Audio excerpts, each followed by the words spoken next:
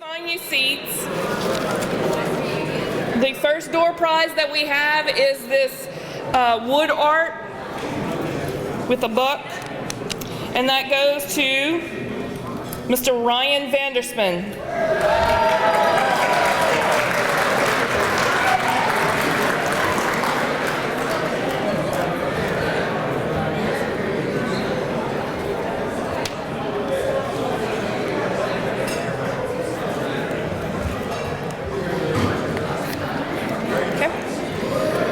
Chain Electric has graciously donated 3 gift cards. So the first gift card is for Kane Miller.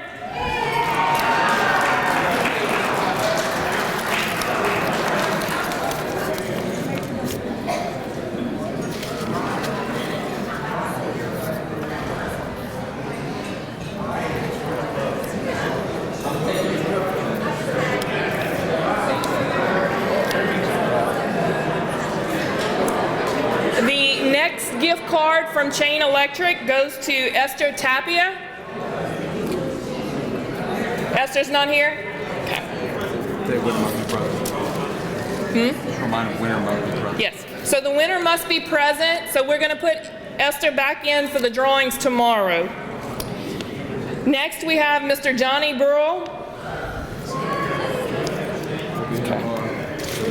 That's fine. Mr. Ricky Cummings.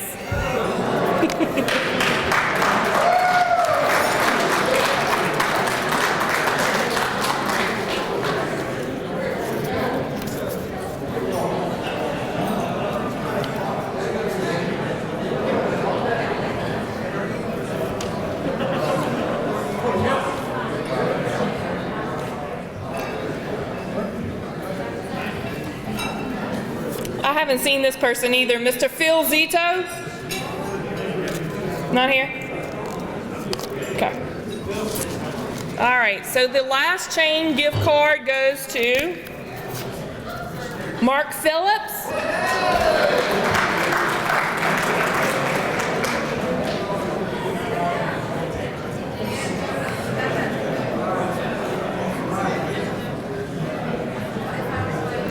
Now I'm going to introduce Mr. Tim Harm with Innovative Office Systems. He's going to give his 2 door prizes away. Pull a name. Mr. Teddy Welsh. Come on, Teddy.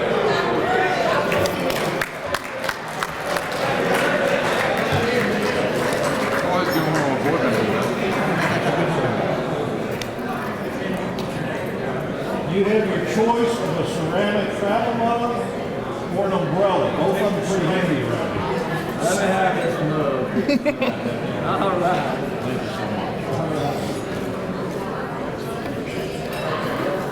Our next winner from Innovative Office Systems is Mr. Glenn DeLee.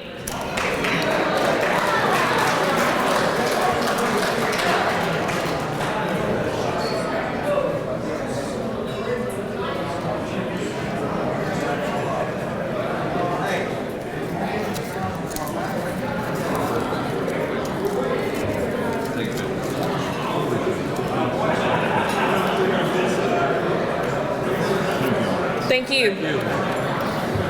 Our next door prize is a New Orleans Saints cooler.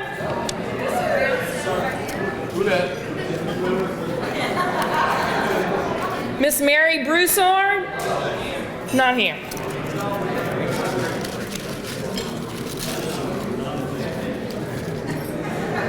Mr. Patrick Mansfield?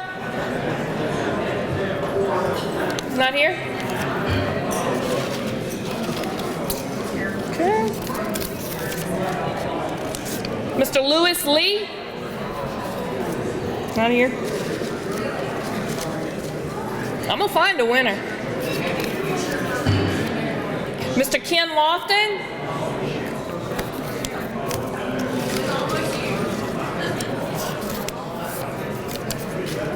Mr. Joe Tickalai?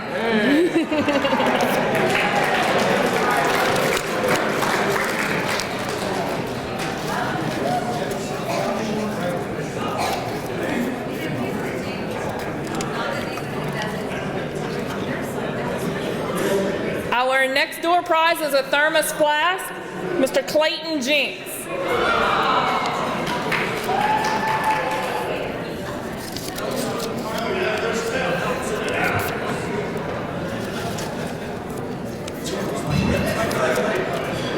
That away. Wait, no, I'm gonna give it quiet.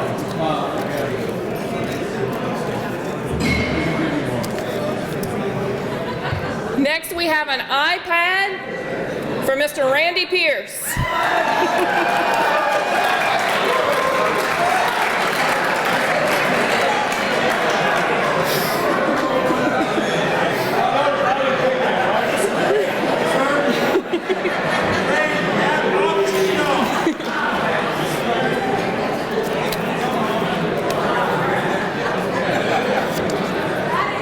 I have another thermal flask, Mr. Brandon LeBeau.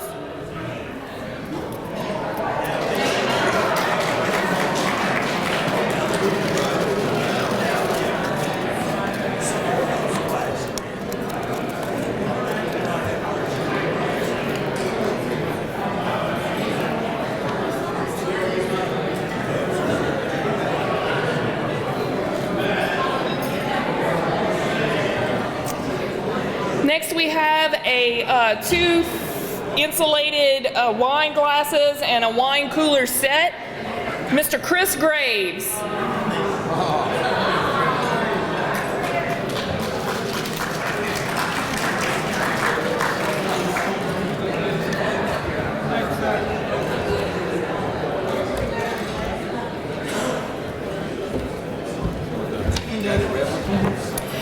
Lapco has donated 2 Yeti wine cooler insulated glasses.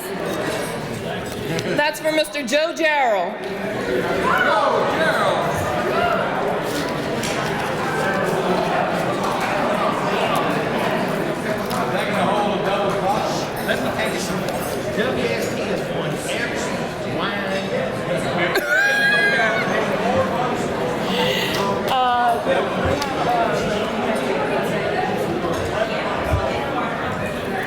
Next, we have a piece of jewelry for Mr. Matt Reed.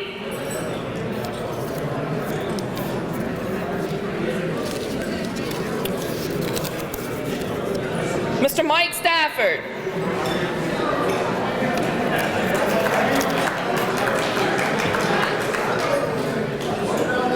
You want a necklace?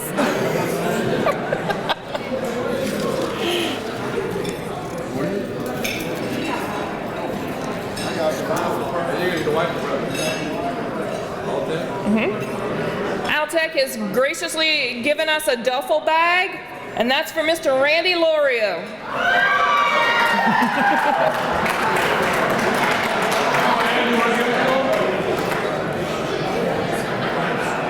Hey, you want to give it to him? Yeah, come on up.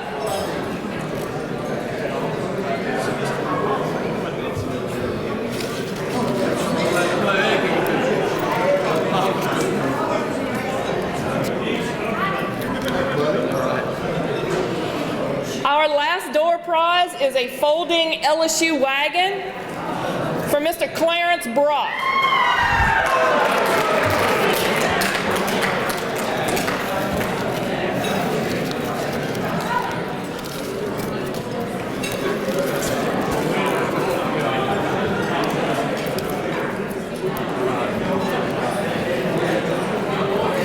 Thanks, everyone. I'm going to turn over our awards and safety banquet to Jeff Arnold.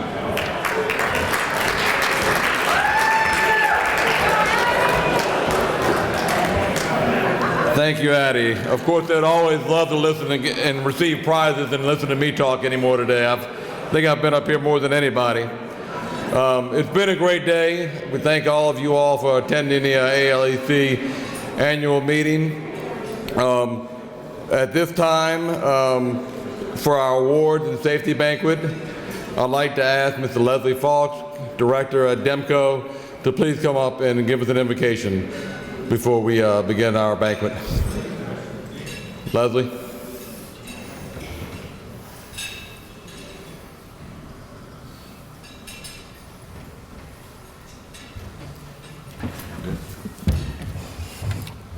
Let us pray. Our precious Father, we just thank you for this beautiful day that you've given us to come together, and for all the friendships that have been developed and for the fellowship that we have together. Father, we just thank you so much for what you mean in our lives and for the guidance that you give us from day to day. Father, we just ask you to be with our employees each and every day, that you watch over them, bring them home safely to their families. And Father, we just ask you to be with their families as they're away from them at this time. Father, again, we just thank you. We thank you for the leadership that is in this room tonight. And again, we just ask you to watch over us and give us traveling grace back to our homes. Forgive us for all our many sins. We ask these things in your precious name. Amen. Thank you, Leslie. And at this time, please go ahead and proceed to eat. We will start the program roughly after the entrees have been served and everyone has eaten. Until then, enjoy the fellowship. Thank you. The program we're going to start with is recognizing the youth tour trip that we've just had recently to Washington, D.C. I'd like to first of all thank, we had 3 chaperones who took the group of co-op kids up to Washington, D.C. Had a great trip. I saw a lot of the pictures and followed them on the social media. And we had our meetings in NRACA, and supposedly everything went well. So a lot of good fun. We had Winnie Ferris from Jefferson Davis Electric Co-op. Thank you, Winnie, for serving the chaperone. We also had San Raffo from Demco as one of our chaperones. And then leading up our adults on the trip, we had Shannon Johnson from Demco. Thank you all for stepping up and helping ALEC on during a critical time when we were a little short-staffed and we needed help, and y'all stood up, as the co-op families often do, and helped us get through the youth tour. At this time, I'm going to call Shannon up. She's like, what? To introduce our YL Youth Leadership Louisiana representative. Good afternoon. First, I want to thank you guys for sending your students. It was an awesome trip of students. We had 16 kids to attend the trip, and we had a great trip. So this year, our YLC is Ethan Severio. He's from Zachary, Louisiana, and he was sponsored by Demco. He's going to be a senior at Zachary High School. Ethan?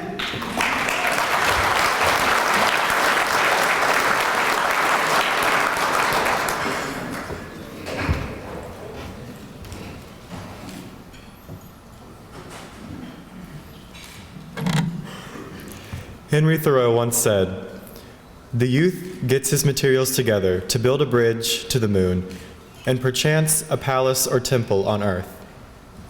When I first entered the Demco essay contest, I had no idea what the Washington trip had in store for me. I couldn't imagine the friendships I would make, the opportunities that would open up to me, nor the lessons that I would bring back home. During the youth tour, Ms. Shannon, and I'm sure will testify to this, that the chaperone watched 16 strangers instantly become family. As our group continued to learn more about cooperatives in the city of DC, we became inseparable. When it was time to go into the YLC meeting, and as I met the other state representatives, I felt connected to them immediately.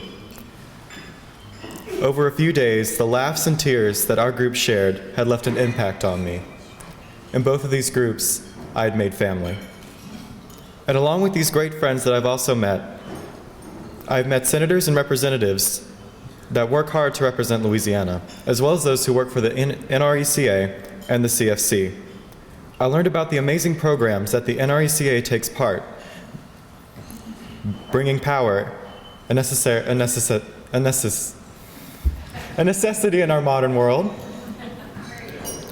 to many other places in the world who do not have power. And I learned about the dedication that the CFC has in making sure that every cooperative can support their members no matter what the cost. The most exciting part, however, is that I learned how I can take part in these programs. I've learned about internships and programs like YAMI that call for innovative youth to take part in these organizations that push for positive change.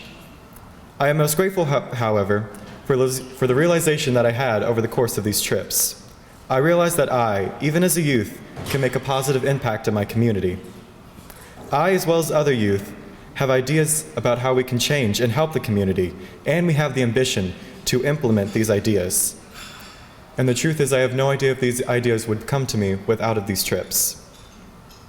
I am thankful for the friends that I have formed during this trip. Without Dimco's generosity, I wouldn't be aware of the opportunities that I am now a candidate for. And most of all, I cannot thank Dimco enough for not only showing me, but for giving me the materials to do something extraordinary in my community. Thank you.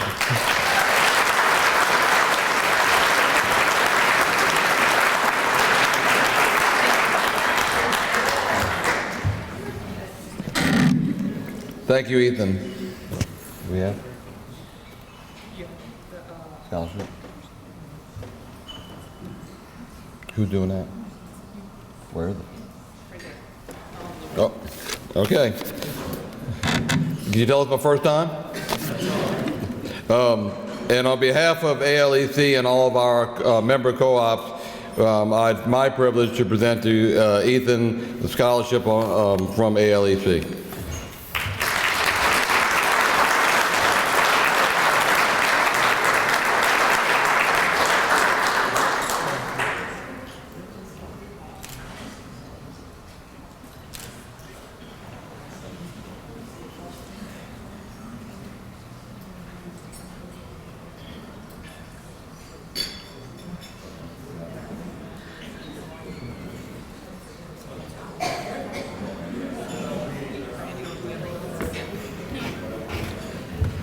At this time, we're going to call up representatives from DEMCO to receive the award for the youth leadership and youth tour.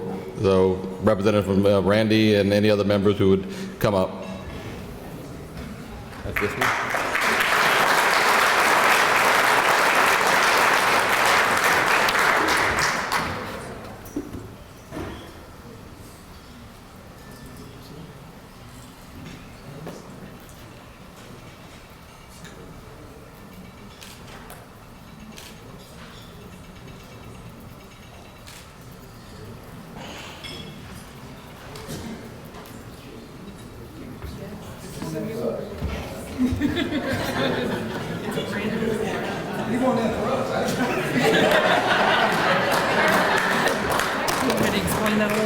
Yeah. So ladies and gentlemen, one of the new awards that we've instituted for our awards and safety banquet is the YLC award. So each year, if your cooperative sponsors the student that is elected to represent the state of Louisiana, then you will receive the Torch Award, which is carrying on the torch to the future for our next generation.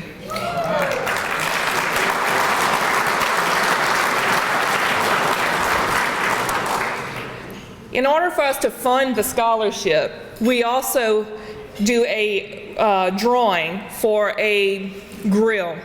And Mr. Eddie Hanks with Beauregard was kind enough to line this up for us this year. So we have the grill that we're going to draw for next. So Ethan, I'm asking you to come back up and you're going to draw the lucky winner while you're here. Mm-hmm. Okay. Come right here. Go around the front.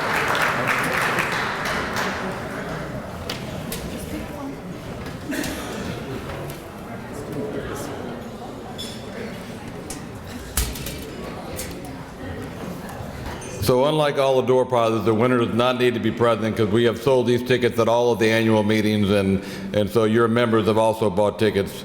The winner is Richard LeBlanc, and he is with Jefferson Davis Electric Co-op.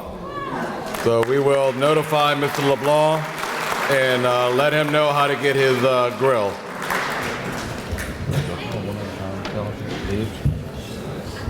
Like just call Ed up to do his, then call him next.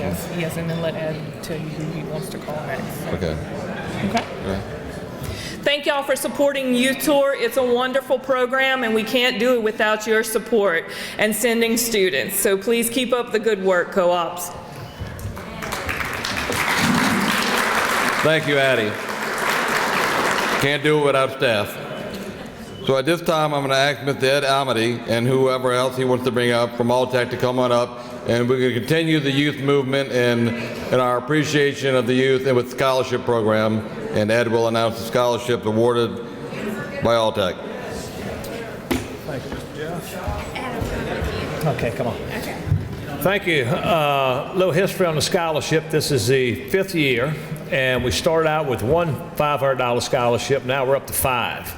So I want to thank Osmos for their participation, Altec Capital for their participation, and Soulscapes and Soul Power. Aviana Stewart couldn't be here tonight, but she said to tell you she was sorry, and she will be here next year. So, whoops, pick one, dude. Close my eyes. You don't have to if you want to. It's up to you.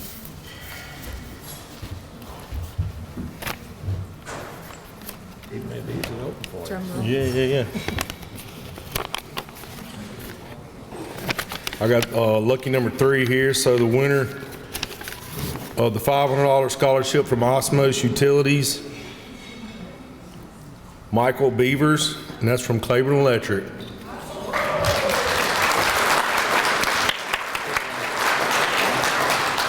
The numbers don't mean anything. That's make keep this straight.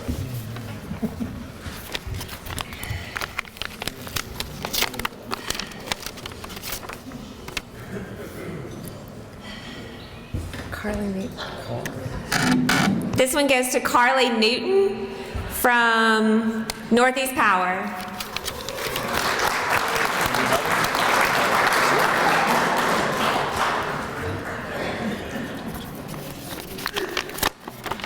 Another one goes to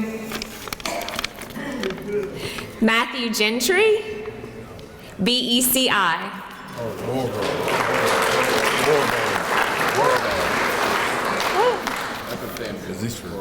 Step back from the mic. These are for Soulscapes too, by the way, since Aviana's not here. So this one is Ed. Next time you gotta like seal the entire envelope, make it more. Make it easy for you. Trey Harvey from Panola Harrison.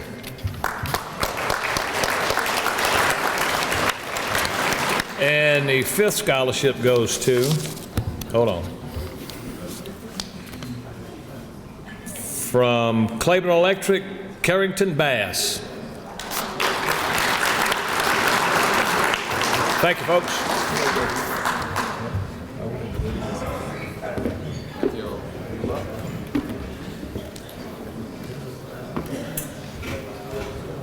Thank you, Ed and crew, for the scholarship. Much appreciated by our co-ops.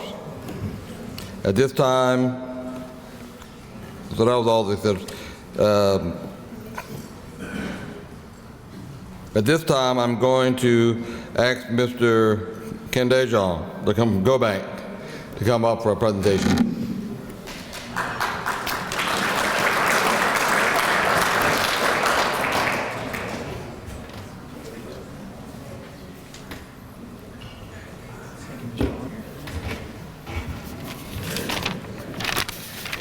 Jeff, thank you for inviting me up for this presentation, and thank you for what you do for your members. I've enjoyed working with you and getting to know you over these last 8 months, I guess, and look forward to many more opportunities in the future.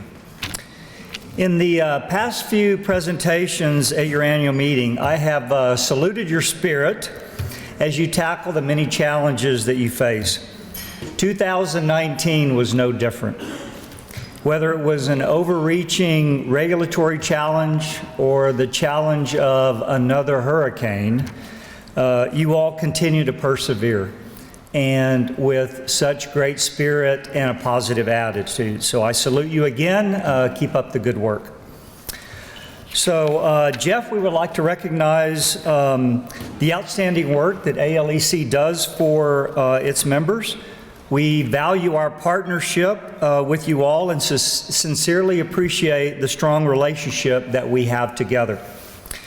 So on behalf of CoBank, I am proud to provide this check in the amount of $15,000, our first of a 3-year commitment of that amount, to support the continued work of your organization in Louisiana.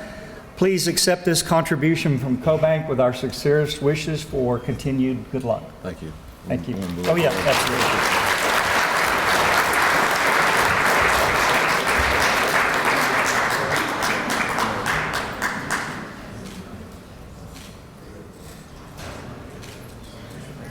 Okay, sure.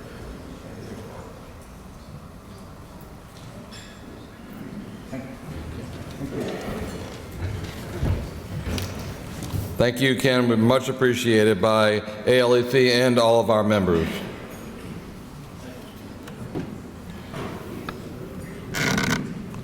At this time, if we could have from CFC, Billy, come on up for a presentation. We appreciate it.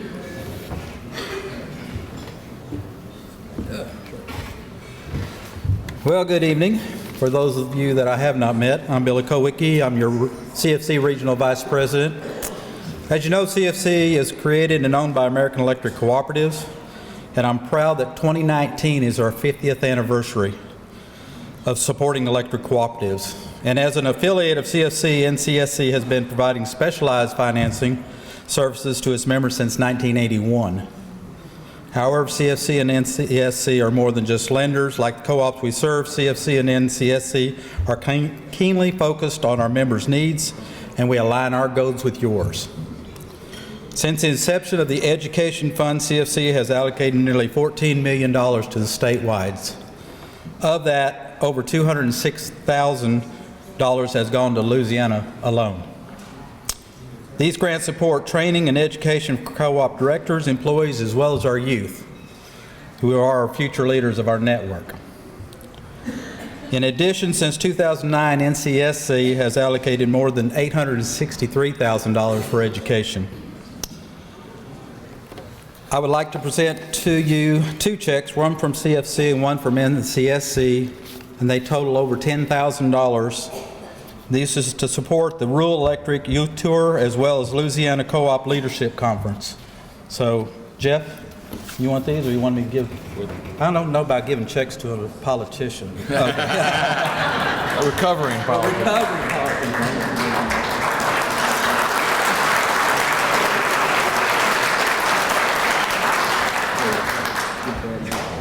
Thank you, sir.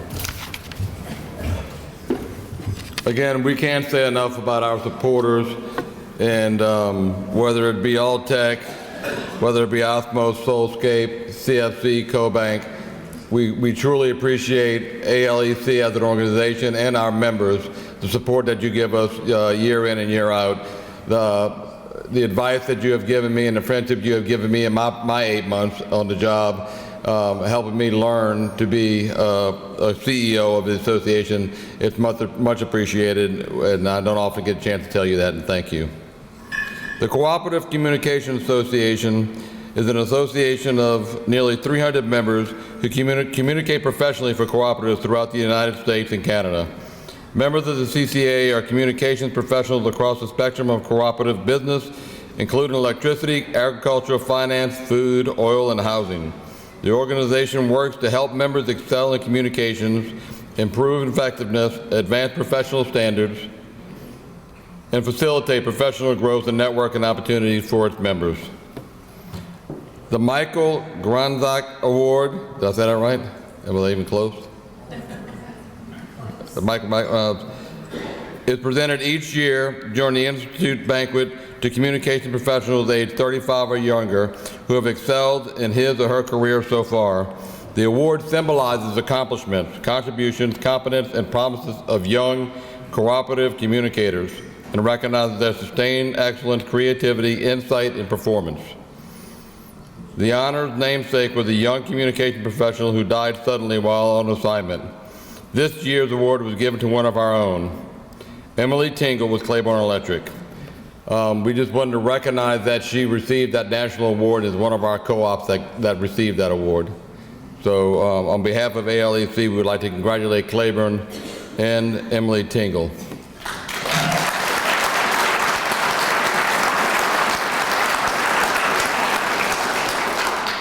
At this time, I'm going to call Mr. Mike Heining to come up for a presentation.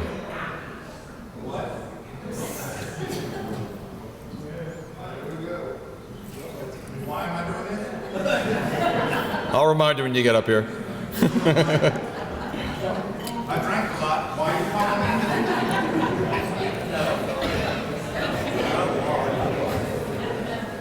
me? You presented last. I will do that.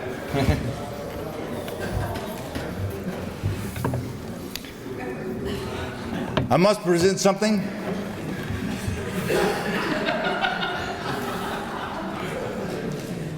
No laughter required. I've been knowing this fellow. I've been working the co-op for 33 years. 20 years as general manager.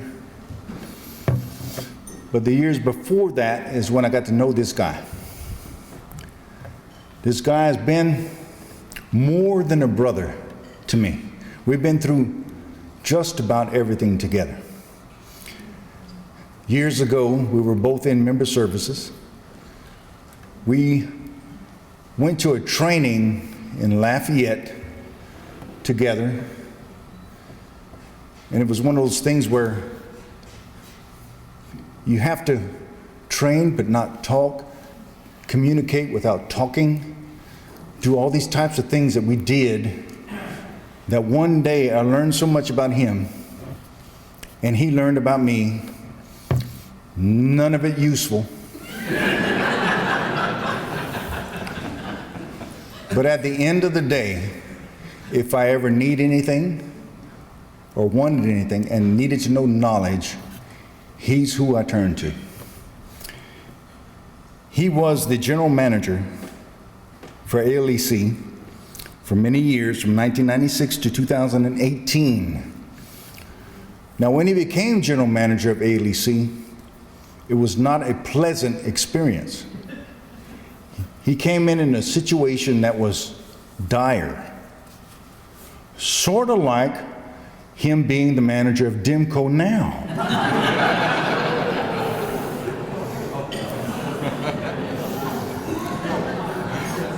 But in all those things that he's did, it has been perfection. In all the years that he was the general manager of ALEC, everything was always under budget, on target, and done with excellence.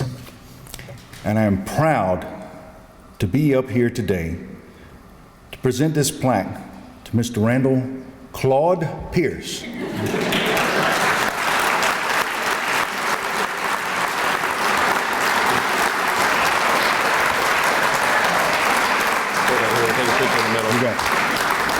Before I give it to him, understand Randy was an excellent CEO of ALEC, as is Jeff and all of the members of ALEC.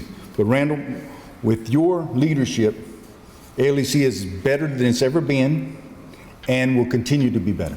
So thank you, my friend.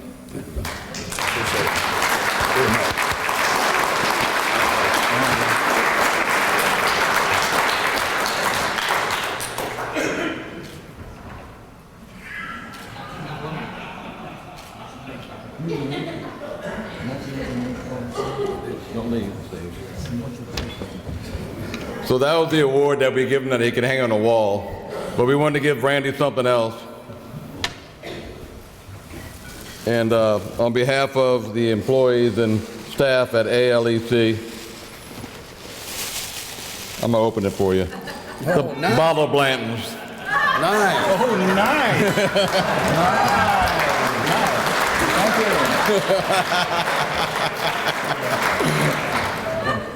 Thank you. How about a few words from Randy?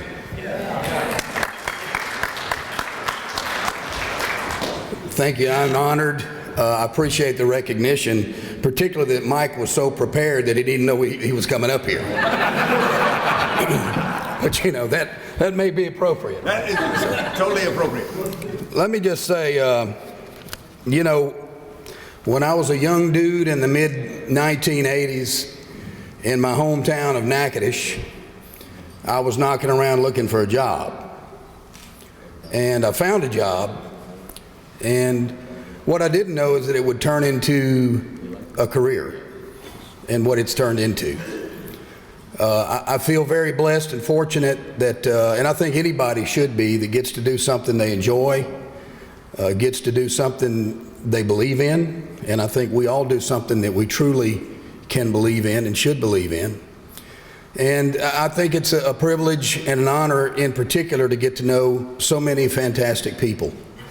I'm looking across the room tonight, the people in Louisiana that I've met, the people across the nation that I've had the opportunity to meet and work with. Truly, it has been a blessing and continues to be at DEMCO, even though Mike was kind of put a cold comment on us, I thought. That's all right. That's all right. We'll work on that later. But you know, I went from Valley Electric for 8 years to Cajun Electric, or Valley for 3, Cajun for 8, and then I was at ALEC for 24 years. And it's hard to believe that much time has gone by. That's longer than any marriage that I've participated in so far. So it was the most successful relationship I've ever had in my life. But it was a privilege to work for you and with you, and I look forward to continuing that. God bless the co-ops in Louisiana. Thank you.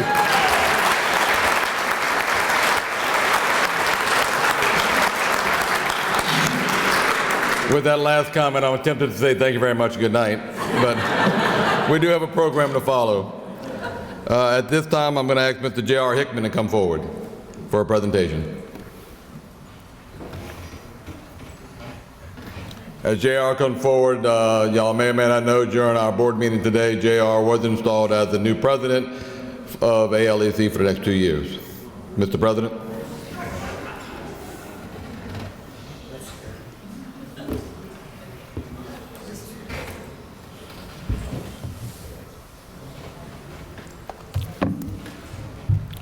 You know, Mike Hannon, that's kind of a hard act to follow, I'm going to tell you. When I got this individual's name, my son-in-law is head of narcotics. And if I ask him about somebody, he pulls his phone out and, you know, all of a sudden he got it. Well, this individual, I said, I can do the same thing. Well, I pulled it up there. I could find out how many landlines he had in his house, how many cell phones, what kind of car he drives, how long he's been married, all this kind of stuff. It didn't tell me anything I really need to know. So I said, you know, and then Hannon gets up here and does all that. I said, I'm going to have to ad-lib this. But this individual, he came down here and he was the educator. And he and I got real close because we had both spent 30 plus years in education. And we became very, very good friends. He was very trustworthy. And I was going to try to get his wife off to ask her some things about him. But these two individuals are very inseparable. I mean, so I couldn't do that. But I'm going to tell you, Richard knows. We appreciate you. Come on up here, my friend.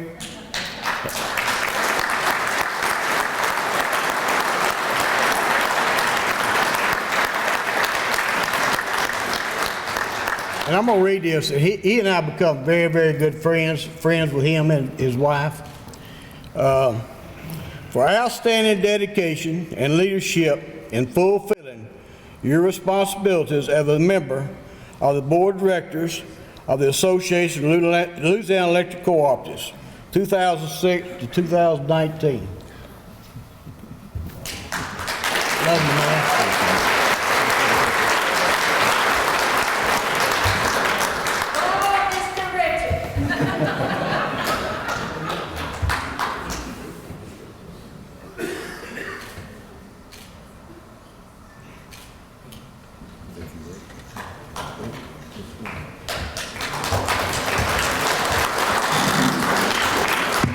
Thank you so much. And all my friends out here, I love you, and I just think so much of you. The co-op is in my blood.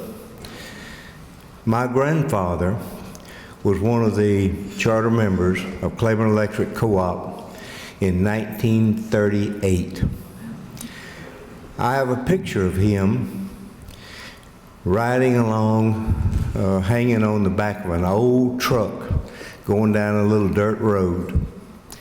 And in this truck were some poles and some wire. And over in the corner of the old truck was a pair of post hole diggers. Some of you know what I'm talking about. And as they pulled up to a house, if you had $5, they would hook you up and you would have electricity for the first time in your lifetime. So that is why the co-ops, and Claiborne Electric Co-op, is so very, very important to me. And I have loved my service on the board of directors. I have made long-lasting friends, many of you out there. I appreciate each and every one of you. And I just thank you so much. My wife, Judy, has been a very, very important part of my journey, and I thank her so much. Thank you for this award. Thank you.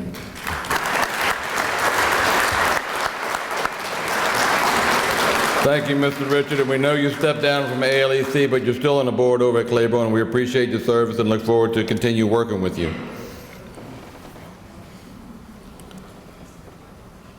At this time, I'm going to ask Mr. Kenny Marvin with Federated to please come forward.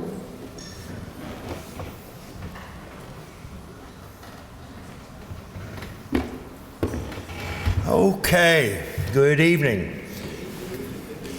All right, y'all take a deep breath. I've got 30 minutes. Listen, I can't do a sermon in less than that, okay? Just, y'all remember me. Okay. How many of you got one of these in your pocket? Come on, the faster you raise your hands, the faster I get done. Most of you. How many of you can text and drive? Come on, raise your hands. You've all done it. All right, tell the truth. All of us have texted and driven, right? With your seatbelt on. Okay, I'm proposing a new rule. I drive a lot, as some of you do. It's amazing. We have cars now that drive themselves. Listen, we have some elderly friends of ours at the lake. They're in their 70s. They went to Oklahoma. They bought a new car in Oklahoma City.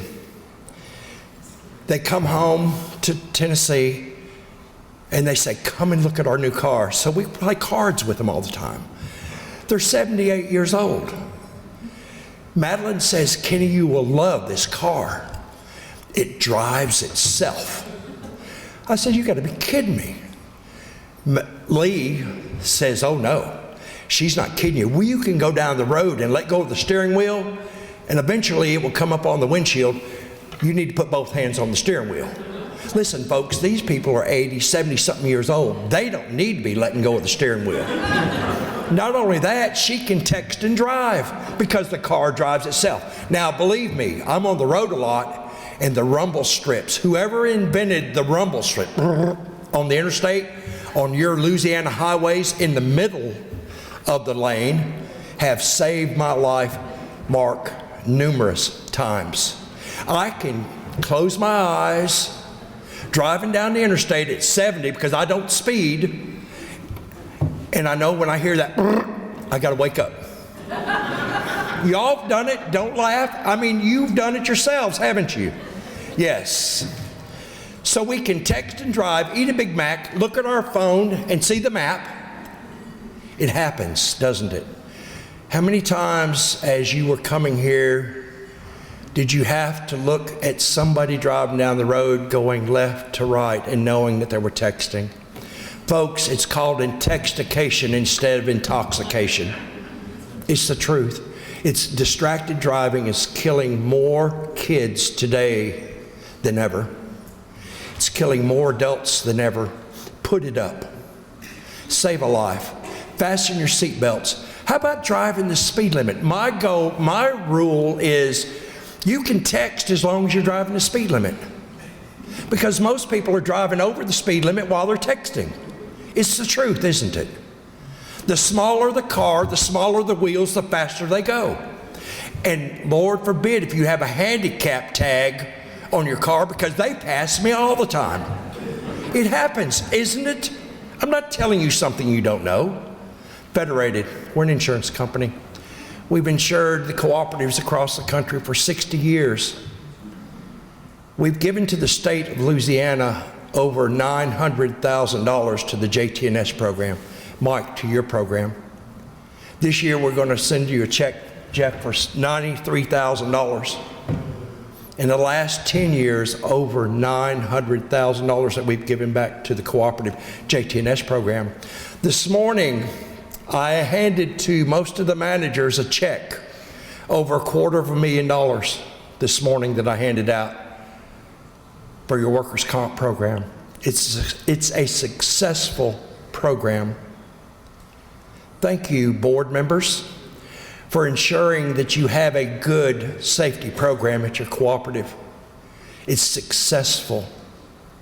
It's one of the better programs that you have in this state as far as Federated is concerned, because you're sending your linemen home after they've gone to work in conditions that are unacceptable sometimes to us. We don't have to do it. They deal with the drunk drivers. They deal with the speeding cars. They deal with the texting people, both kids and adults. I'm only given 5 minutes to do a presentation. But I'm going to ask you, the next time you pick up that phone and touch that digit to make a phone call, is that God calling? Obviously it is.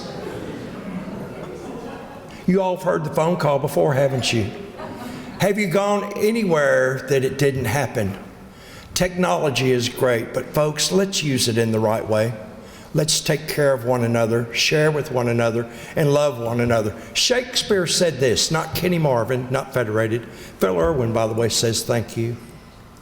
Shakespeare said this, hell is empty. Think about this for a second. Hell is empty. All the devils are here on earth. Thank you all.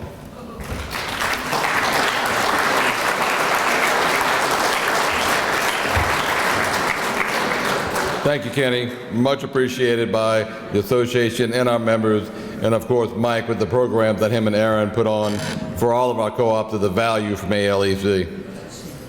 At this time, I'm going to ask Mike Burgo to come up and and Aaron to come up and turn the program over to them and our safety awards, which is the purpose of the banquet every year. 12 months, we have driven 1.5 million miles.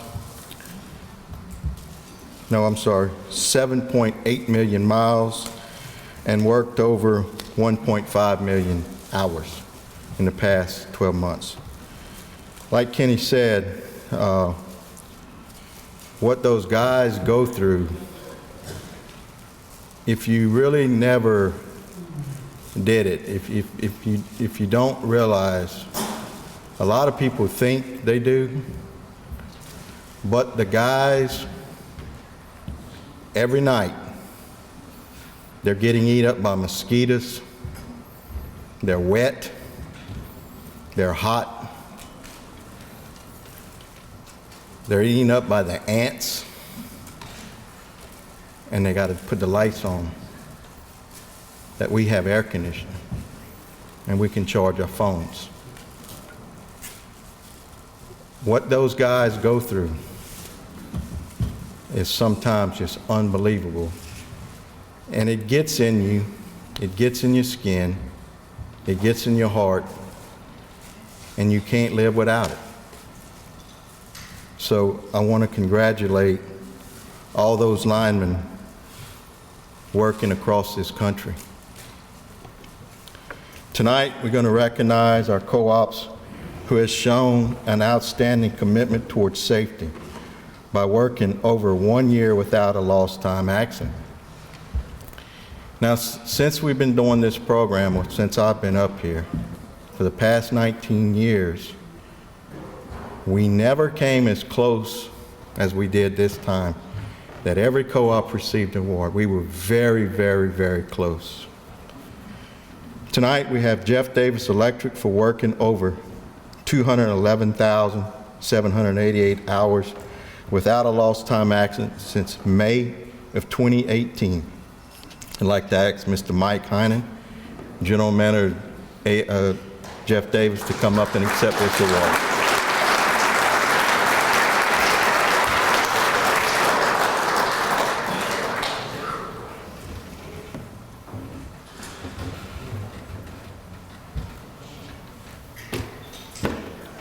Thank you, Mr. President. Appreciate you. Put your hand on. Put your hand on. Right. Smile like a politician. Bring it on.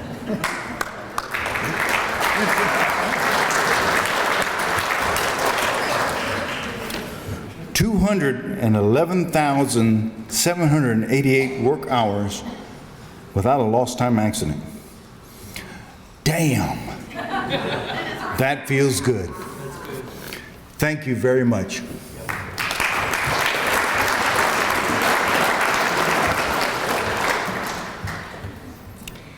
Next, we have Washington St. Tammany Electric Cooperatives for working over 230,790 man-hours without a lost time accident since May of 2018. We also would like to ask Mr. Charles Hill. Mr. Charles not here? We would like to ask somebody from WST to please come up.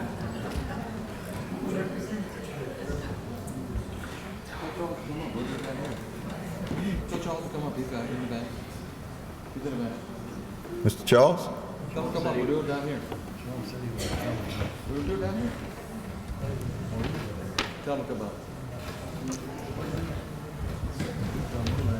Charles, come on up. We'll do it in front of the stage. Come on up.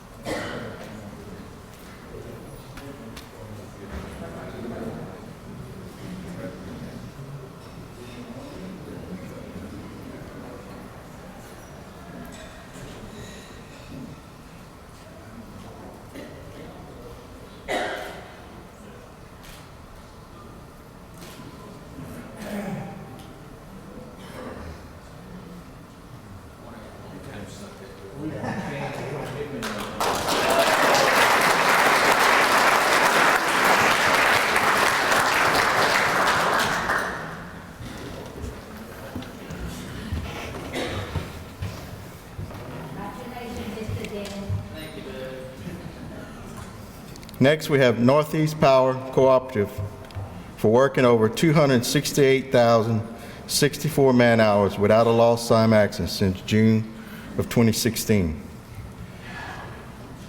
I'd like to ask a representative of Northeast to please come up. Mr. Richard? Richard Strong. Mr. Richard Strong? We can?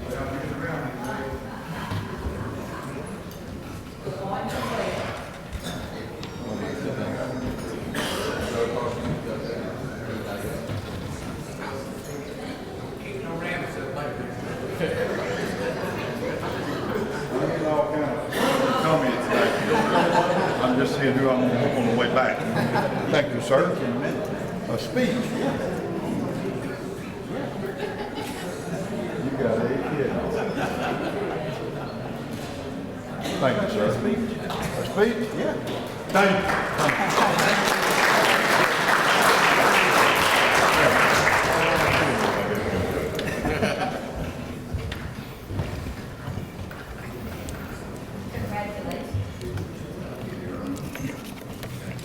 Next, we have Beauregard Electric for working over 752,131 hours without a lost time accident since August of 2016. I'd like to ask Mr. Kevin Turner come up and accept this award.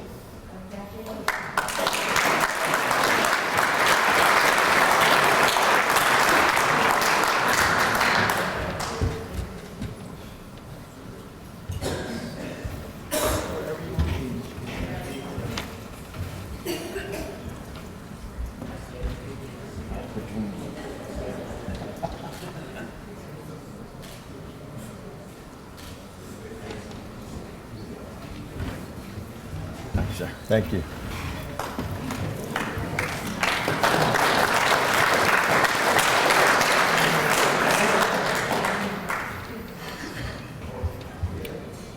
Next, we have Demco for working over 799,873 hours without a lost time accident since August of 2017. I got a script, okay?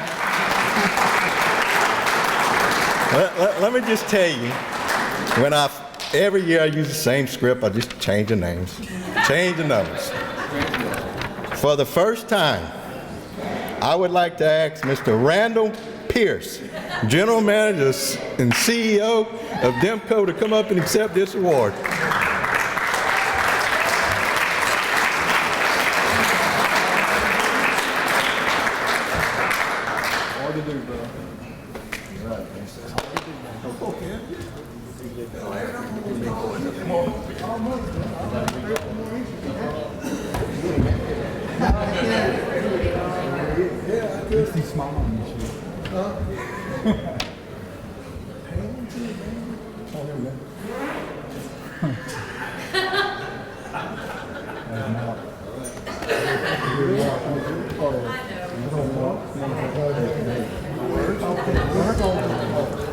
Let me just say one thing. Yeah, bud. I'm new, so I can't take credit for this, but the credit goes to the folks who work every single day, all up through the organization and the board and the leadership for being committed to the programs and the work that goes to getting this kind of achievement done. So thank all of you.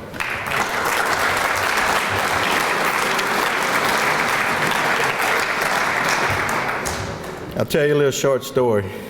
Ricky Cummins and I has been friends for a very long time, and in 2012, when he took over the safety program, he met with me and we talked, and he told me his goals, and I told him it would take 10 years to change.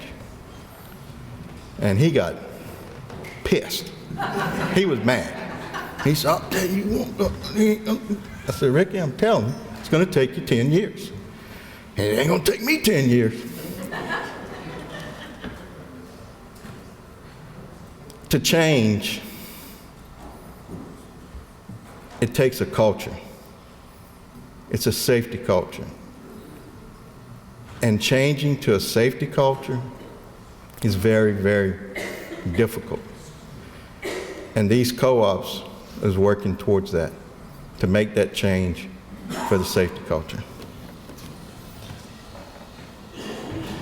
Tonight, we have Sleeka for working over 3.5,710,000 hours without a lost time accident since December of 1996. I'd like to ask Mr. Joe Tickelai, General Manager of Sleeka, to come up and accept this award.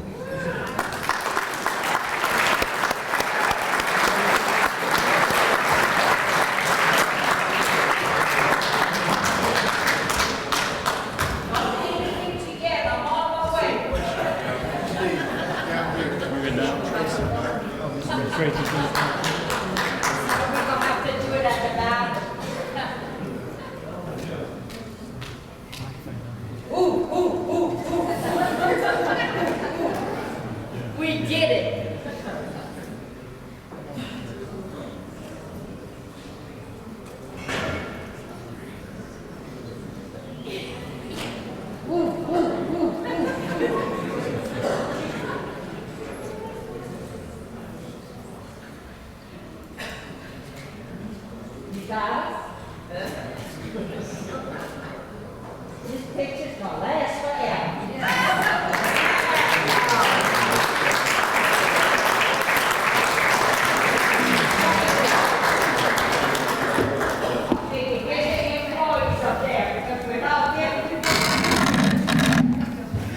I think I share one thing in common with, at least with all the managers in this room. There's a lot of things the managers worry about and have concerns about. It may be the budget, it may be employee issues, it may be kilowatt sales, but the one thing that we all share in common, and that there's a common thread that binds us all, and that's the safety of our employees. And I know I do, and I know all of you do as well, stay up day and night worrying about the safety of our employees.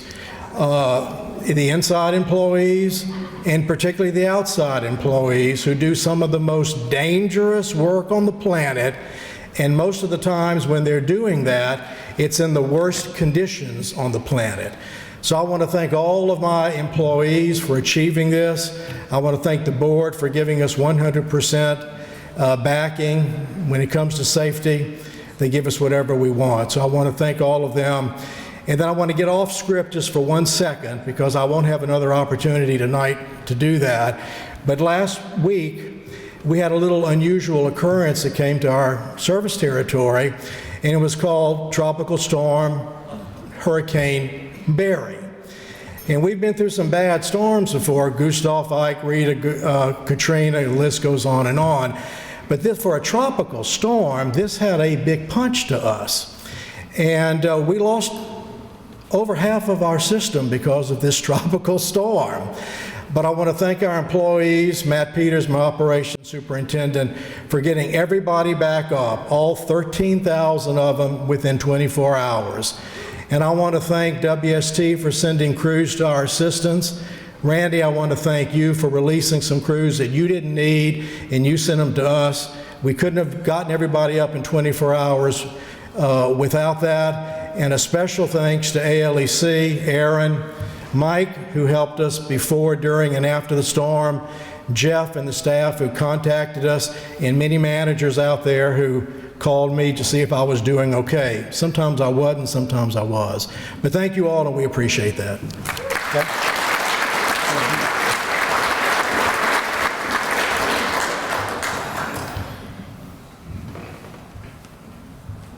Next, we have part of this program that we don't do every year.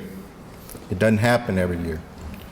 It's been a few years since we had this part of the program. But we're going to recognize 3 employees that did life-saving events. And you're going to hear their story. Aaron's going to read the story.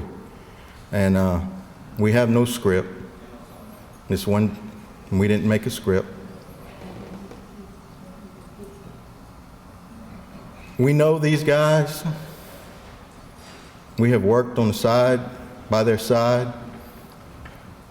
They've come to training. And I know when we read that story, Demco, WST, y'all gonna be really proud of these guys, just like we are.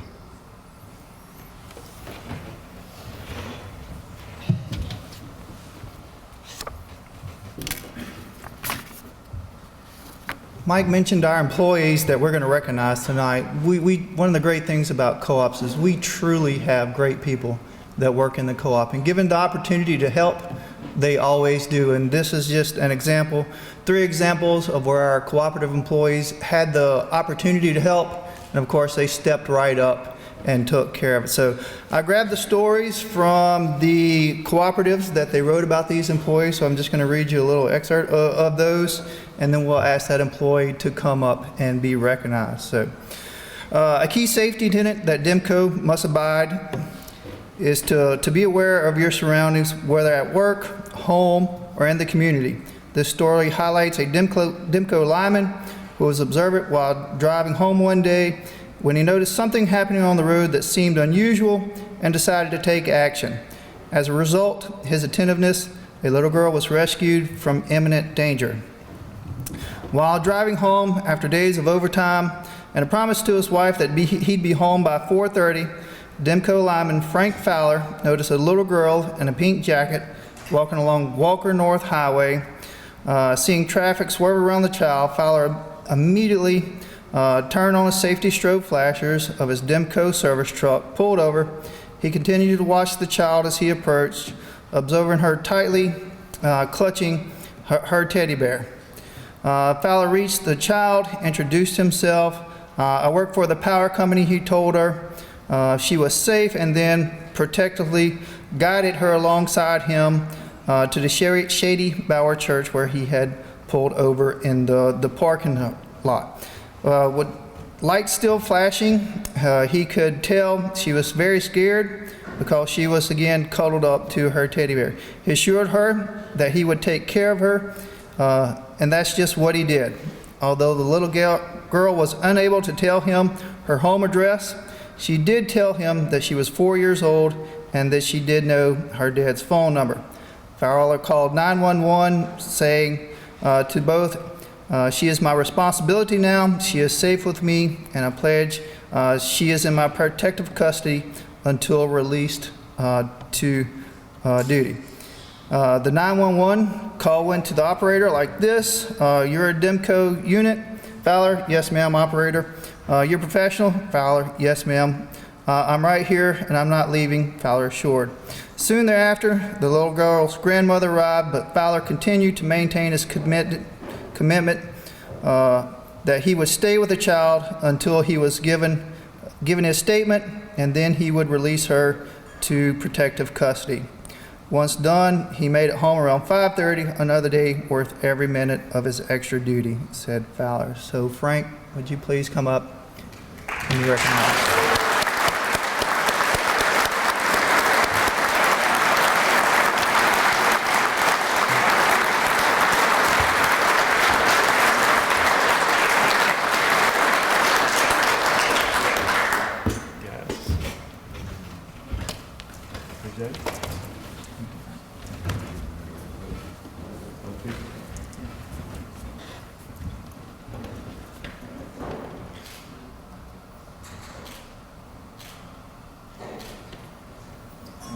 Yeah, I'll say so. First of all, I just want to thank Demco, thank the ALEC, thank everybody here. I try to live by a rule in life, and my life is, or my rule is, each day I want to make a difference. And every day we're given an opportunity, to either do right or do wrong. And just by happenstance or by whatever you want to call it, I happened to come across a little girl on the side of the road. And I didn't do nothing any different than anybody else would do. I feel like a lot of good people out there, that they would stop and do the same thing. I appreciate the recognition, appreciate Demco, appreciate my family. Love y'all, appreciate it.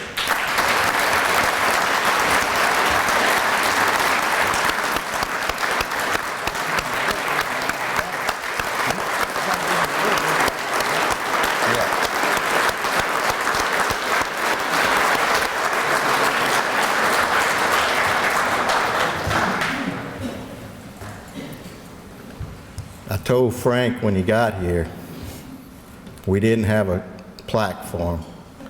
So I was going to get an LSU flag and wrap around him. He's a good guy, regardless if he's an Alabama fan.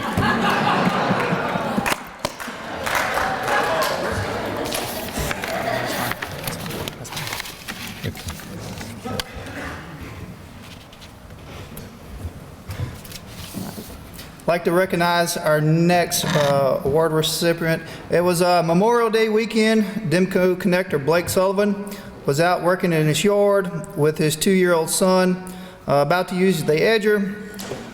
Blake walked his son back to the house, was startled by a noise. Even with earplugs in, I heard a loud thud, he said.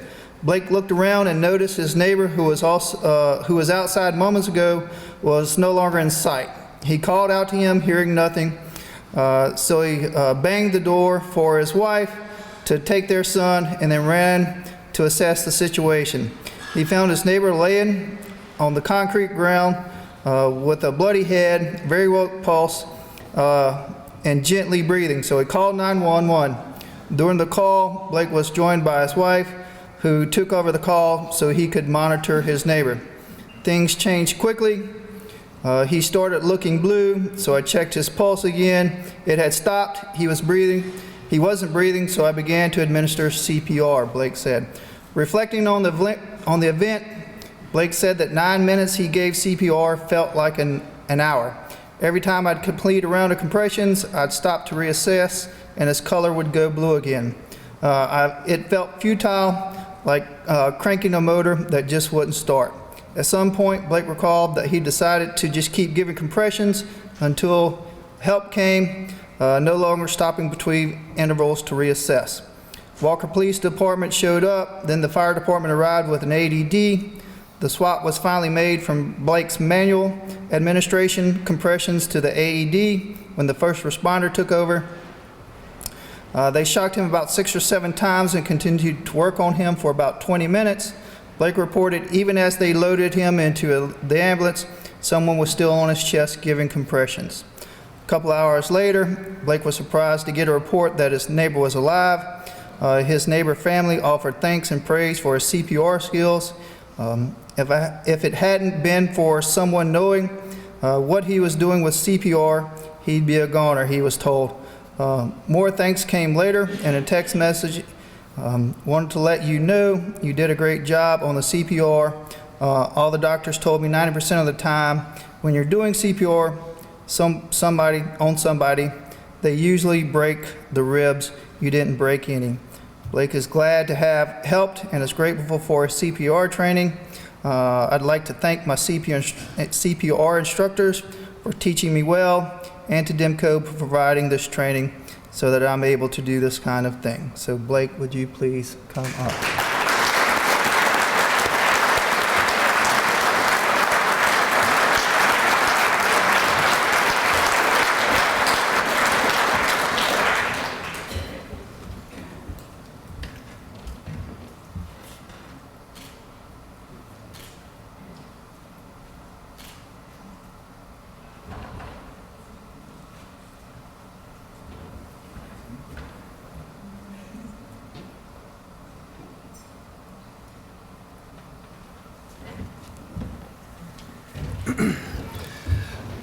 Good evening, y'all. Bear with me, I'm pretty nervous on this kind of stuff, but first of all, I want to thank God because He's the real reason my neighbor's still alive. I want to thank my instructors for teaching us proper CPR and first aid. I want to thank DEMCO and ALEC for providing the services. And I want to thank my wife for standing by my side and helping me through that tough time. That's not easy. But God bless y'all and good night.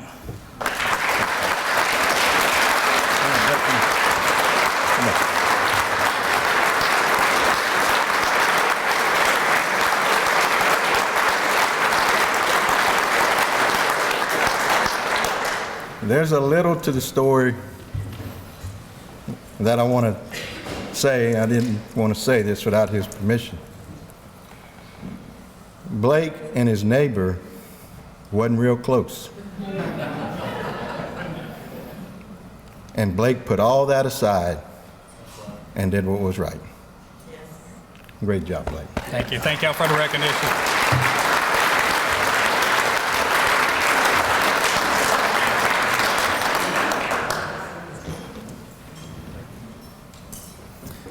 And our third one, from Washington St. Tammany Electric Cooperative, Mike Stafford and his wife, Joy, were sharing a table November 14th with 6 other supporters of the Wall That Heals exhibit, including James Dunway and his wife, Janine Stafford. Stafford noticed that James had an excessive cough. The waitress had brought out the first course and they were making small talk, said Stafford. The operating manager for Franklin-based co-op, his wife asked him if he needed his inhaler. He shook his head, no. All of a sudden, I noticed he started gasping and heavy and grabbing his throat, and his eyes got as big as dinner plates. Stafford realized that Dunaway was choking. He remembers jumping out of his chair, running around to the back of Dunaway's chair to administer the Heimlich maneuver. After that, the rest is a blur. James Dunaway, 80, remembers the incident well. A small piece of oyster cracker, no bigger than a fingernail, he said, had lodged in his airway. I stood up, gave the international signal for choking. I felt some arms come around from the back, but I didn't know who it was. Stafford popped me a few times, but when I wasn't getting air, I motioned to him to continue. After a few more times, air was coming in. Onlookers reported that Stafford sprang out of his chair, flung his napkin over his shoulder, locked his arms around Dunaway midsection. Something took over that day. I did it early, said Stafford. At one point, people told me that I was squeezing him so hard that I lifted his chair off of the ground. I kept going until the EMT on the scene patted me on the back and told me I could stop. He was breathing again. After the EMT checked out Dunaway, gave the all clear, the dinner resumed. So Mike, would you please come up?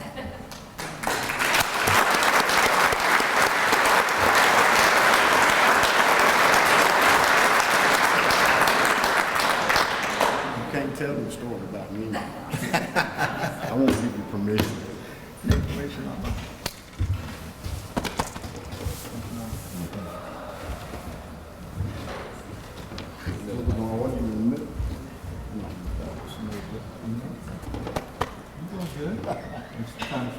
Yeah, I'm trying.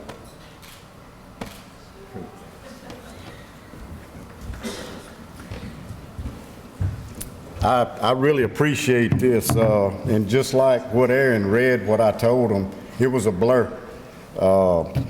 Matter of fact, when Joe and I got home and sat down, I said, you got to tell me what just went on. Because all these people coming up to me and doing this and that and saying thank you, and you know, in the days after that, people were coming up to me and saying that when I threw the napkin up in there, it landed on the district attorney's head, and it was just, it was really strange. But before I became operations manager, I was a safety coordinator, and so actually for years I taught CPR and taught the Heimlich maneuver, and never dreamed I would ever have to use it. And but I think about it, and if you can take something away from this, make sure your guys pay attention with that, because it's really important that they know how to do it, because you never know when you're going to use it. I just became a new grandpa, and I'm wanting to do the infant CPR, you know, you never know. But yeah, I had a whole lot of people tell me that I was a hero. I think it's more like a good Samaritan. You know, to me, a hero, to me, these two guys are heroes. One thing I'd like to say about these two guys,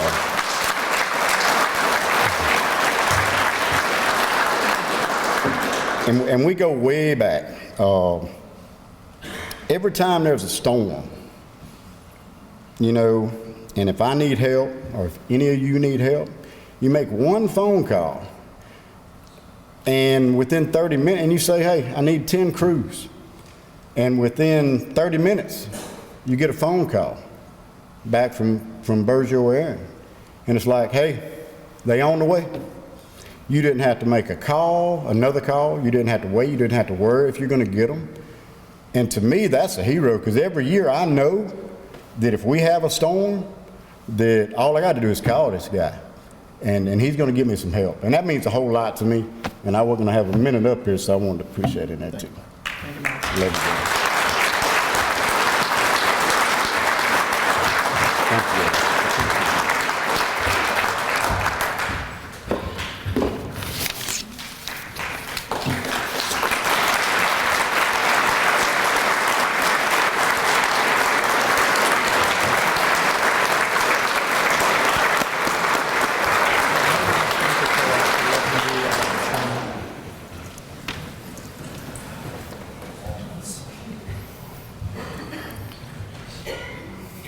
we would like to thank the co-ops for allowing our employees to be trained the way they are. It would be real easy to say, well, we don't need it this year. We can wait. We'll do something else. And it's the dedication from the co-ops. And bar none, all these awards are very, very important. But it's nothing like when these employees step up here and get recognized for something. It's unfortunate sometimes, but that tells you the kind of employees you have. A lot of times we're told IOUs come and get us because we're trained. There may be some truth to that. The reason they come get them is because they're good people. And there's one thing about a co-op, they have good HR departments that recognize good people. And y'all have really good people that work for y'all, and y'all need to be proud of that. Also, we're here tonight on behalf of the National Rural Electric Safety Achievement Program. I think of all the programs that we do and are a part of, I believe in this program. I believe when a co-op joins and participates in it, it's the beginning of the safety culture. For so long, for so many years, we have went about safety programs the wrong way. We thought if we beat them in the head enough, eventually they would be safe. We figured if we wrapped you up in enough rubber, you would be safe. That's not true. That's not true. If I put you in this room in a cage, I promise you, you're going to have a safety program, because we'll beat you in the head till you do it. But these employees go out on their own at night, and we have to trust them. We have to train them and trust them that they're going to do the right thing. Because at the end of the day, all this craziness that we do as linemen, it's just for our families. There's no other reason we do it. I think this program has grown through the years. It's made some changes, and I was totally against the change when NRECA said, we're going to change. I thought it was working pretty damn good, and it was. And the changes are even better today than I would have ever expected. Because all of a sudden now, we know if you don't have a safety culture, you don't have a safety program. It's not a little yellow manual. It's a safety culture that every day when that employee gets to that work, they know what to do. The program was founded in 1967. It was the Rural Electric Safety Accreditation Program. It's a peer-reviewed program consisting of job training and safety professionals that promote and encourage employees and public safety throughout the rural electric community. The program made major changes in 2011, providing the new name NRECA Rural Electric Safety Achievement Program. Prior to achieving, a co-op must undergo a thorough on-site investigation of its facilities and extensive review of its written safety policies and procedures. The achievement of a cooperative indicates an increasing awareness in safety and team and among the board of directors, general managers, staff, and all employees to make safety a major part of their daily operation.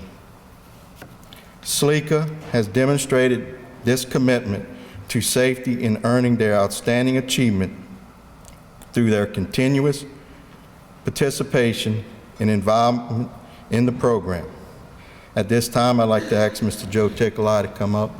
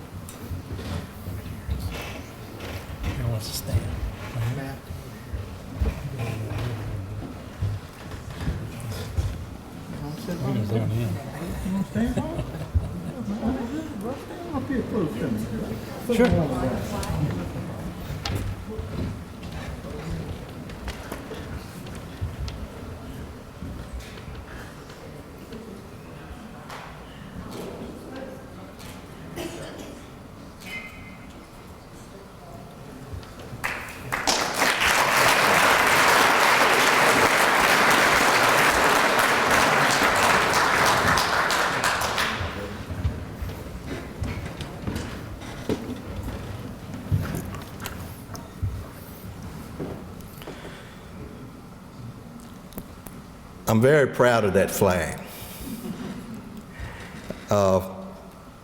Actually, it was a Glenn English in a meeting, and he came in and we were talking and said, why don't we give a flag? We give a little certificate, a little cardboard certificate about that big. So why don't we give a flag? So I got back, talked to Randy. He said, let's give him a flag. So we started the program and started going through the process. And you may remember when La Jen joined the OSHA STAR program. And Randy and I went over, and they raised the flag at the facility. And that was like a proud, proud moment for those employees to raise the flag. It was like when they raised that flag, they made it. And I said, that was a good idea. Thank you, Randy, for helping us do that.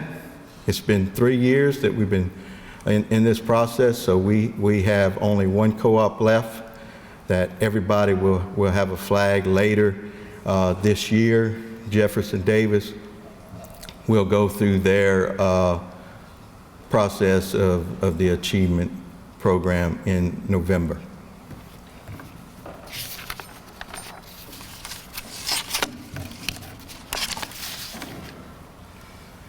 The statewide safety trophy for 2017-2018 was Claiborne Electric, and we'd like to ask Mr. Mark Brown to come up and receive the permanent trophy.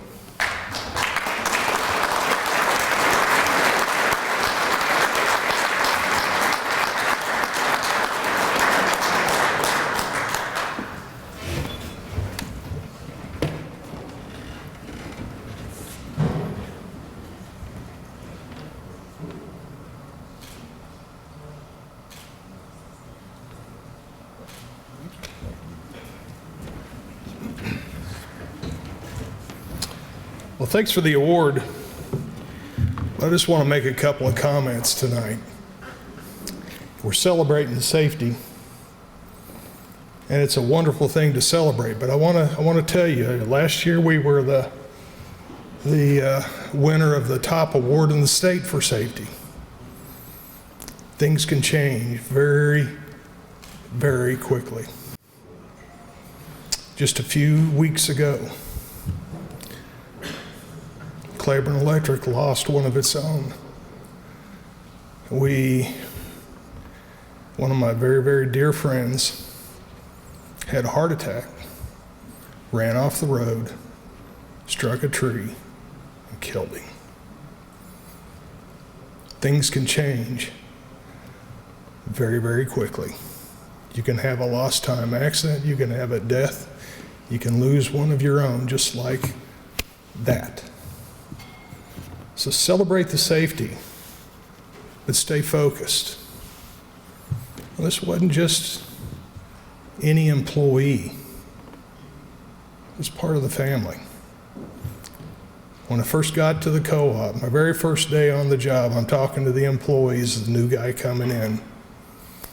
I had to leave my wife back behind, and we were going to be apart for several months, and I'm talking about that, talking about trying to move into a new house and all that sort of stuff. And my buddy Joe came up to me that first day, shook my hand, told me his name, threw his arm up around me, said, "It's going to be okay, baby." And it was. We became tight. We became great friends. He was one of those kinds of guys that could walk into a room and just light the place up. You just felt good being around him. Take care of each other.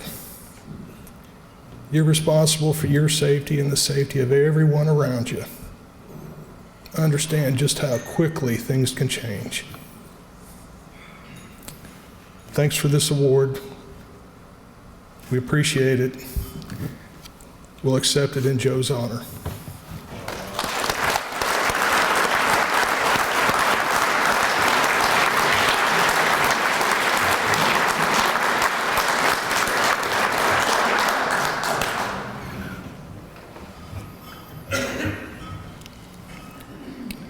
The statewide Safety Trophy Award to the co-op with the best accident record and computed incident and severity rate. The 2018-2019 Safety Trophy is awarded to Beauregard Electric, and I'd like to ask Mr. Kevin Turner to please come up.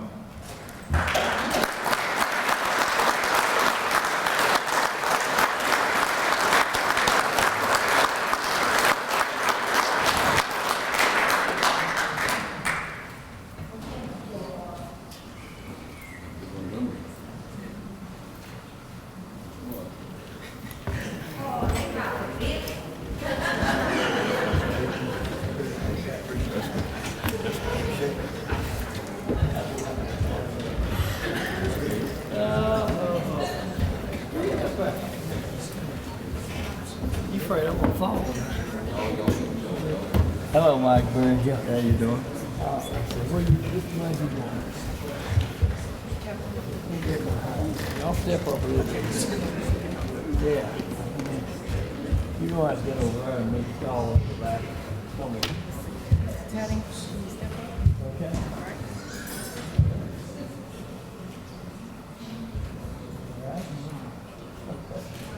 Good job.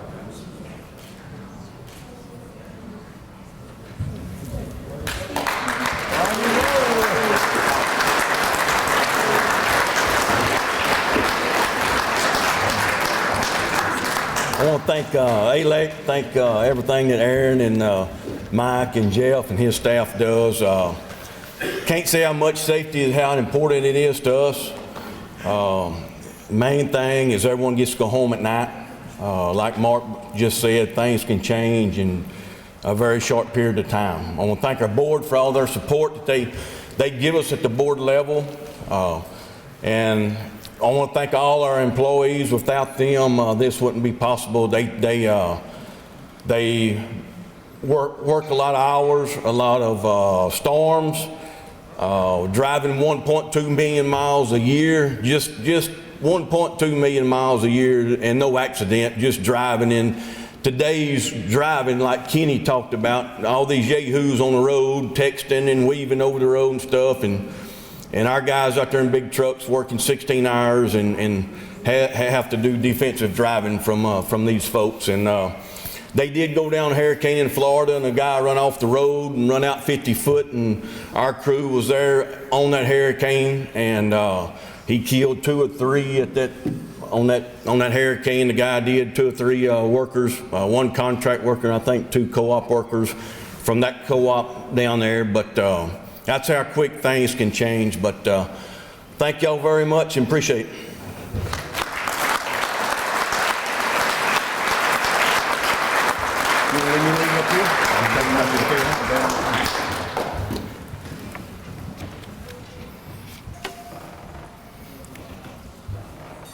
Thank you, Kevin. We'd like to say thank you for a few folks that help us throughout the year. There's nothing we do is magical. There's nothing. We could absolutely do nothing if y'all wasn't here. We could have a table full of awards. If y'all wasn't here, it'd be no good. Wouldn't be worth it. Our safety coordinators, Eddie Hanks from Beauregard, Ricky Cummins from Demco, Jacob Overhertz from Demco, Chad Angelo, WST, and Eric Gautreaux from Jeff Davis Electric. Thank you, guys. We could not do it without y'all.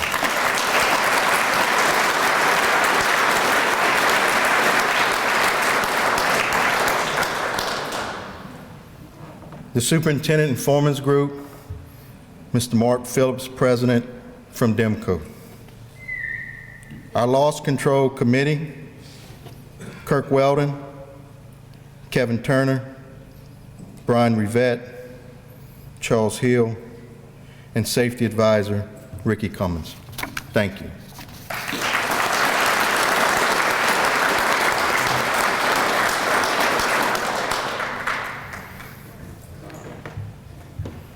Federated, Corey Parr, Kenny Marvin, Nathan Worsham. We couldn't do it without y'all. Gallagher Insurance, Mr. Phil Hinton. These guys are tremendous supporters for us throughout the year. We thank you.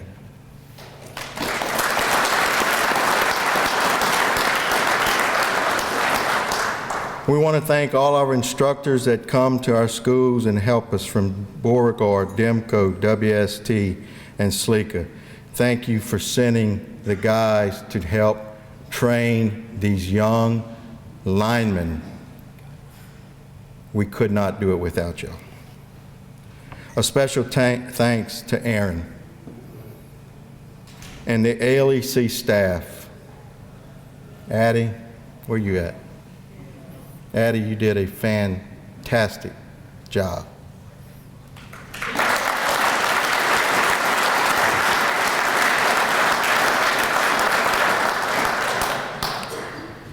Also, we'd like to thank Kyle and Kara for all the advice and help y'all give us. And also Kelly, Orso. Another special thanks, Miss Martha in the back. Miss Martha, please stand up from NRECA.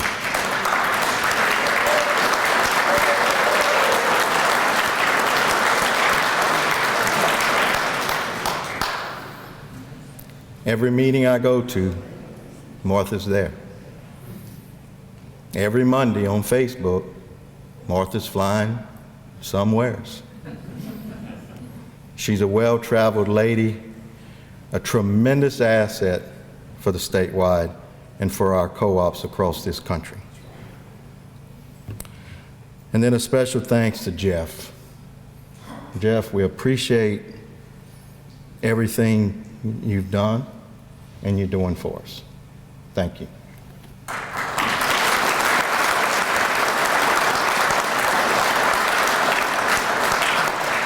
I would like to congratulate all the cooperatives for the outstanding achievement towards safety. I would like to ask Jeff to come up with our closing and our prayer. Thank you and good night.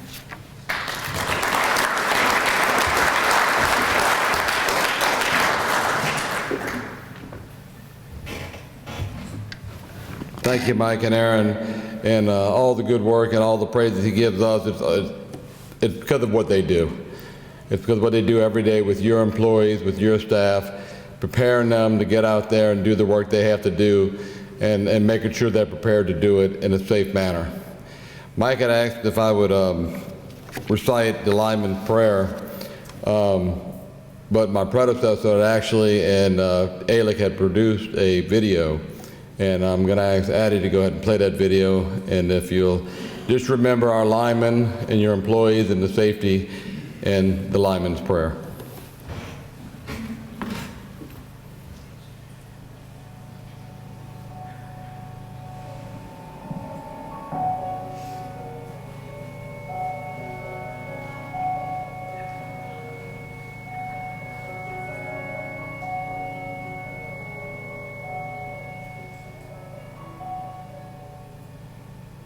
The Lineman's Prayer by Sherry Ann Durr to her husband James Arthur, the lineman. Oh dear Lord of my fate, help me this day to keep my head on straight. Steady my hands and feet as I climb these poles and straighten the mangled wires left by the freezing rain and cold. Keep my helper on his toes at the bottom of this 40-foot pole. For my life, I lie in his hands and yours. Oh Lord, though I'm so tired, wet, and oh so cold, help me to keep my young hands steady and bold. On top of this cold monster, Lord, we call him old. Let me keep my customers satisfied, and may these lines overload. Help my family get along as I work these lines so far away from home. I know my wife is filled with worry, but she knows I must go on, no matter what may come or go. Lord, I'm worn, but shooting trouble is my life. Keep me, Lord, alive and safe as I handle and move this unseen killer. Fellow linemen we've lost are still so keen in our minds, only one wrong move into their life. May they find the golden electric pole in the sky. May every lineman pray this prayer. Be careful and quick, for our lives are here running through these wires. Dear God, we love our careers conquering this unseen killer that seems to have no fear. Help me, Lord, now as I close. Keep us all alive as the wires run above our heads. Lord, I'm going to go 10-7 as I look up into the heavens. Forgive me for my sins. Dear Lord, for these are the words of a weary, tired lineman. Amen.